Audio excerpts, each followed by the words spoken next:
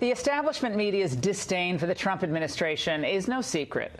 But recently, one of their biggest targets has been White House Press Secretary Sarah Huckabee Sanders. Case in point, this particularly personal broadside from MSNBC's Mika Brzezinski. Those briefings are useless. Well, she does not say anything that is truthful, and she does not intend to. She's the one protecting a president who does that every day, who watches TV every day and tweets stupidity. What she is doing is helping damage this republic. Those are just the nice things she said. Joining us now with reaction is White House Press Secretary Sarah Huckabee Sanders, who's freezing out there. Sarah, great to see you. Merry Christmas. How you doing? It's great to be with you. A little cold, but other than that, we're doing great. Sarah, we have big news to get to on tax reform. Big day. But I have to say, I've been watching you now for months in that briefing room with patience, with an ability to deal with the CRAP being thrown at you on a minute-by-minute basis. You have more patience than I would ever have. But then you hear comments like that from another female journalist. How do you process that? That particular comment, which I found, of all of them said lately, particularly objectionable. Look, it helps that I have 3 toddlers at home, so I'm pretty good at having a lot of patience and sometimes dealing with things that you don't always want to deal with. But look, this was a president who was elected by the forgotten men and women of this country, and a lot of liberals have contempt for those people, whether they're men, whether they're women, and they want to attack us. I think that it's a great reminder of why this president was elected. We're here to do a job. We're here to get big things done. That's what we're focused on. And if they want to focus on petty attacks, that's fine. Let them have at it. While they're doing that, we're going to get tax cuts passed in this country. We're going to continue to grow the economy, continue to create jobs, 2 million new jobs since this president came into office, and I'm sure a lot of those are going to women. And maybe we'll get to replace some of those female journalists out there that don't like us very much at some point. But the bottom line is, this is a president who's focused on getting things done, focused on getting things done for the men and women that, frankly, a lot of the liberal elites in this country don't like, have contempt for, and he's focused on empowering women, and he is doing that in the way he puts people in place in his administration. And I think it's sad that they're attacking a lot of us while claiming to champion women's causes and women's issues. Yeah, I've been on the receiving end of that, but I wear it as all a badge of honor. The more they're attacking, the better job I think you're doing.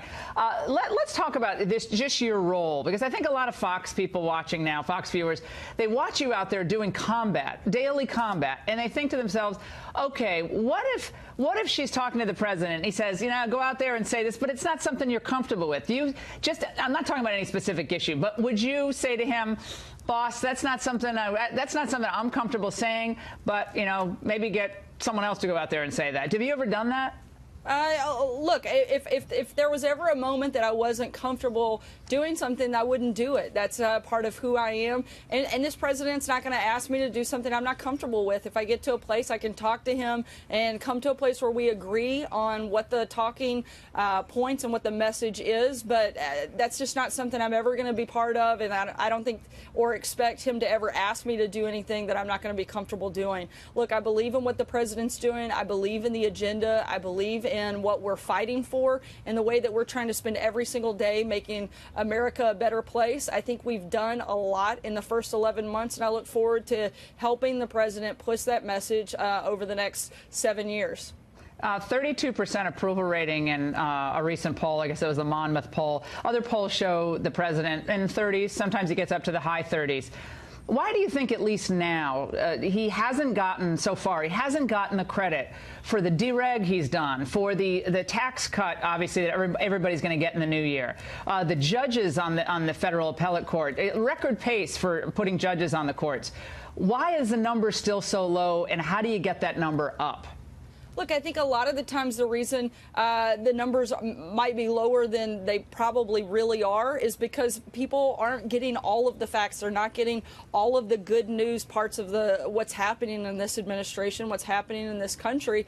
And I think a lot of people are going to start to see this impact when the tax cuts go through. That's going to happen right away. They'll see the bigger paychecks starting as early as February. I think there are a lot of big things that you're going to see, the changes in the deregulation process. You're going to see the impact of that even more than we already are at the first part of next year. But I think one of the big problems is that stuff doesn't get covered. We're so focused on talking about the negative and trying to attack this president, trying to delegitimize him, that some of the best parts and the biggest things that are happening aren't being covered. It's beyond over the top. I mean, it's 90% coverage is bad. Nothing. If he could come up with a cure for lung cancer tomorrow, and they'd say, well, why didn't he do it a year ago? I mean, this is where it is. Let's talk about DACA, because what I'm hearing from my little sources on Capitol Hill is that the president may move to do a, quote, DACA fix, which could be amnesty for 800,000 people brought here as minors, but without that RAISE Act attached, without getting rid of chain migration, without getting rid of the visa lottery system, without reducing the illegal immigration, the wall, all that stuff. People like Scott Taylor of Virginia, they're obsessed with doing this DACA before the end of the year. Don't you think the base of this party, Sarah, will go crazy if that's what the president pushes through when we have so many bigger priorities here?